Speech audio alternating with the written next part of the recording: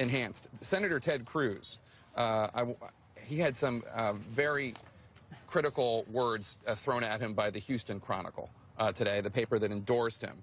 And in fact, the newspaper said, "Does anybody else miss Senator Kay Bailey Hutchison?" Jennifer, he dinged in his own state in a newspaper that endorsed him for election. Is he... I can't tell where he is right now. He seems more popular than ever with the Tea Partiers and serious conservatives, but he doesn't seem to be more popular here in this building. I don't think he was ever popular here with his colleagues. I mean, that certainly seems to be the buzz. I do think that when people have a chance to step back, they're going to look at this and say, he had no strategy.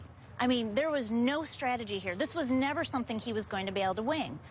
So he really drug a couple of people along with him, made this, 3 weeks of just a complete disaster, has destroyed the GOP brand, and for what? I hope that that's what people realize at the end of the day, that he took us down this path for absolutely no reason whatsoever on something he was never going to win, and had he kept his powder dry for a few days, he maybe could have made the arguments about Obamacare. And Paul, isn't that the lesson here, that House Republicans, and you can put Ted Cruz in there, showed that there's actually a group less confident than the people behind the Obamacare website?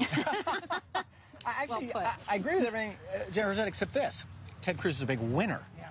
The Republican brand is way down, but the Cruz brand is way up. I'm from Texas. I grew up there, and I've talked to friends there today.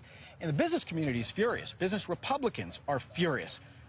But the grassroots loves this, and we'll know soon. We'll see. I bet you'll see invitations rolling in to Senator Cruz to come to the Reagan Day dinner in one state and the Lincoln Day dinner in another state, or whatever, Republican.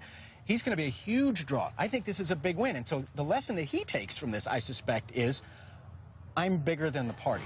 The Democrats take the opposite lesson, which is when we all stick together, it actually works out well for all of us. But I think the fracturing may continue, and I think that Cruz just is going to be inflated by this. There's going to be a 2016 candidate for the Tea Party movement. There's been a battle among any number of Republicans who'd like to have that. Ted Cruz has taken a big step toward becoming the standard bearer for the Tea Party in 2016. And there were thoughts that it might be Marco Rubio at one point, it might be Rand Paul. And it still might be. There's still a little time to 2016. But still, he's done well with that crowd. In the middle of this disaster, he won the straw poll at the Values Voters Summit, very conservative and more Christian than libertarian meeting right here in Washington at the worst of the shutdown. That tells me something. Indeed. All right, Jennifer, Paul, Susan.